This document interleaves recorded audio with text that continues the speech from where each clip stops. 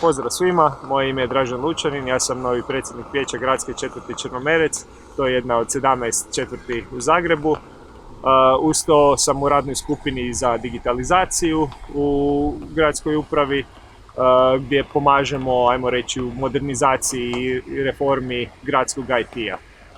Jedan od projekata na kojima sam radio, o kojima ću ispričati nešto, je projekt Otvoreni zrak.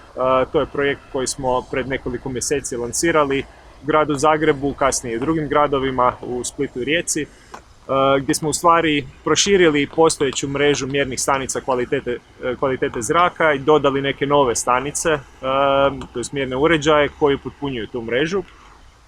Time smo s jedne strane htjeli ukazati na to da postojeće mreže mjerenja kvalitete zraka su malo, ajmo reći, fragmentirane bile. Postoje 4 paralelne mreže koje nisu na jednom mjestu bile dostupne.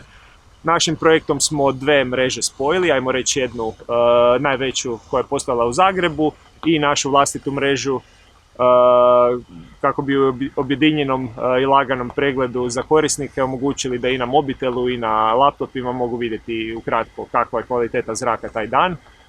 Znači, Otvoreni zrak je responsivna web aplikacija.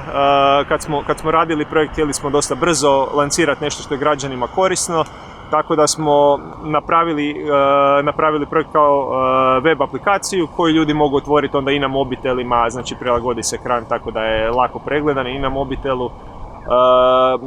Kažem, postoje i mobilne aplikacije za slične svrhe, tako da postoji mogućnost daljnjeg proširenja sustava, da recimo ljudi dobiju notifikacije, obavijesti kada recimo trebaju biti oprezniji malo ili pokušati, ne provoditi puno vremena vani ako se radi o astmatičarima ili ljudima koji imaju problema sa disanjem, ali kako bi rekao, već u ovoj varijanti gdje to web aplikacija je korisna za puno građana i znamo da je puno ljudi koriste.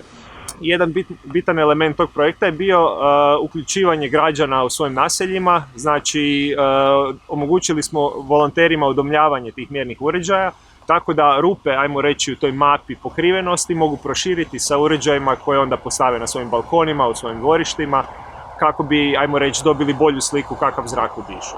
Kvaliteta zraka u puno gradova je bitna tema, javnozdravstvena i okolišna.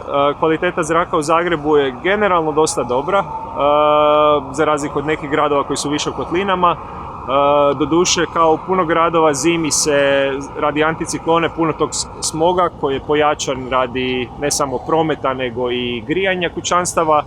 Taj smog bude zarobljen, tako da bude više tih sitnih čestica u zraku. I naravno tu svi ti dodatni indikatori pomažu i informirati javnost i pokazati važnost, ajmo reći, reformacije tog sustava i prijevoza i grijanja, prelazak na obnovljive izvore energije, znači smanjenje fosilnih goriva, pogotovo ako govorimo o grijanju na drvnu građu koje najviše zagađuje, koji je velik uzročnik, ajmo reći, tog onečišćenog zraka koji zimi češće bude prisutan.